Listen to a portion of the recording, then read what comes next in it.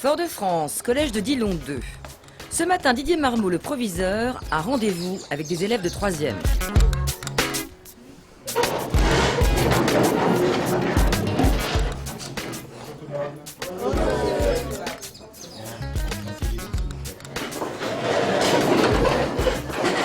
Alors je vais vous poser quelques questions sur les fonctionnaires et puis vous allez essayer d'y répondre. D'accord?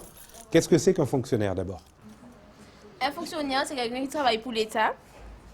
D'accord. Est-ce que vous avez des fonctionnaires dans votre entourage? Pierre-Gabriel? Mon père, D'accord. Ton père, il fait quoi? il fait gardien d'école. Mon cousin, il Oui. est ambulancier. Il est ambulancier, très bien. Il est à la principale du collège. Ah ben oui, effectivement. Didier Marmot n'est pas rentré à l'Éducation nationale dans le but d'être fonctionnaire. C'est par vocation qu'il est devenu. Je voulais devenir professeur. Et donc, bien sûr, quand vous devenez professeur, ben, vous travaillez pour l'Éducation nationale, vous travaillez pour l'État, vous devenez fonctionnaire. Didier Marmot est issu d'une famille de fonctionnaires. Moi, mes parents, ben, ils en font partie, entre guillemets. Ma mère a fait partie du BUMIDOM. Vous savez, c'était le bureau pour l'immigration, pour permettre à des Antillais de travailler en métropole durant les années 60. Ma mère est passée par là. Mon père était militaire de carrière. Je sais qu'on leur a dit, tu auras la sécurité de l'emploi, tu vas travailler, c'est en travaillant, tu pourras devenir fonctionnaire, entre guillemets. C'était ça le leitmotiv. Devenir fonctionnaire, seule possibilité d'ascension sociale pour beaucoup de Martiniquais.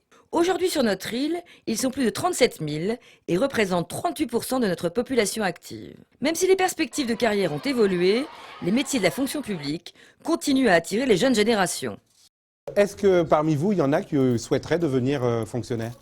Professeur d'éducation physique et sportive. Inspecteur de police, très bien. Dans quel domaine? Criminel. Criminel, d'accord. Professeur des écoles. Professeur des écoles, très bien. Pour quelle raison vous voulez devenir fonctionnaire? Parce que quand on est fonctionnaire, il n'y a pas de crise.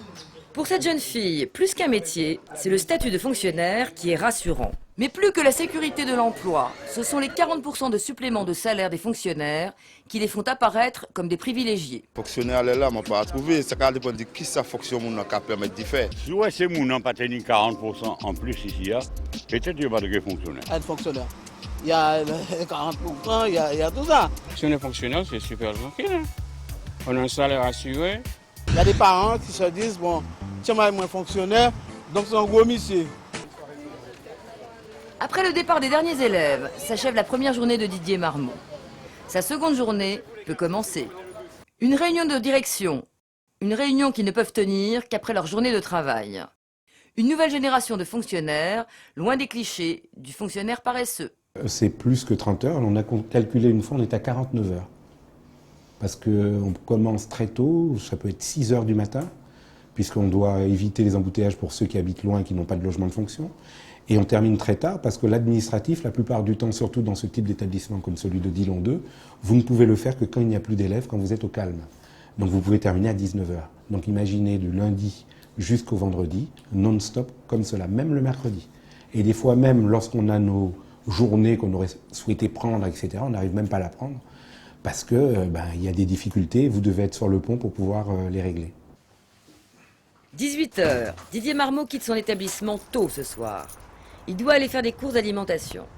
Une occasion pour revenir avec lui sur ses avantages de fonctionnaire ultramarin. A-t-il le sentiment de véritablement mériter ces 40% de revenus supplémentaires? J'estime que ce salaire est largement mérité. Et puis au-delà de ça, étant donné que je le fais avec passion, je me dis que ce salaire, en plus si avec la passion je peux avoir un salaire qui va avec, c'est tout le monde qui est gagnant. Carrefour Dillon. Ici, Didier Marmot est un consommateur comme les autres. Et même s'il a davantage les moyens de boucler son budget, il reste vigilant sur les prix. Il y a des choses que vous pouvez acheter plus facilement. Alors vous faites en sorte de ne pas faire trop de folie, mais c'est vrai que ça vous donne des facilités qui sont indéniables. Indéniables. 20 h, retour à son domicile. Comme chef d'établissement, il bénéficie en plus d'avantages en nature, comme son logement de fonction. Ce loyer que j'aurais payé, cet argent-là, je vais le garder pour pouvoir mettre de côté et devenir propriétaire plus rapidement. Pour une banque, le fait que vous n'ayez pas de loyer à payer, que vous êtes solvable, entre guillemets, vous êtes solide, ça vous donne des facilités pour obtenir des crédits. Ça, c'est clair. Je deviendrai propriétaire à ce moment-là, en ayant cette opportunité de ne pas payer un loyer. Comme Didier Marmot, la plupart des fonctionnaires en poste ici gagnent 40% de plus. Ces revenus supplémentaires représenteraient 300 millions d'euros. Ce budget considérable serait-il devenu indispensable à notre économie locale? À partir du moment où les revenus sont plus importants, on consomme plus.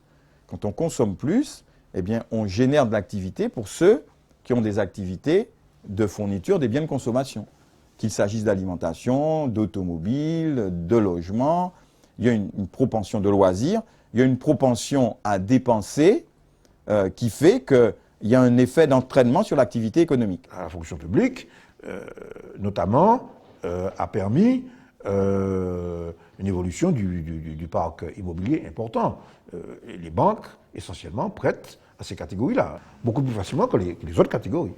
Si les fonctionnaires peuvent consommer davantage, ils sont aussi accusés de tirer les salaires du privé vers le haut. Ça tire les salaires vers le haut, par exemple, en ce qui concerne l'encadrement, oui, où là, il y a je dirais, il y a une vraie compétition.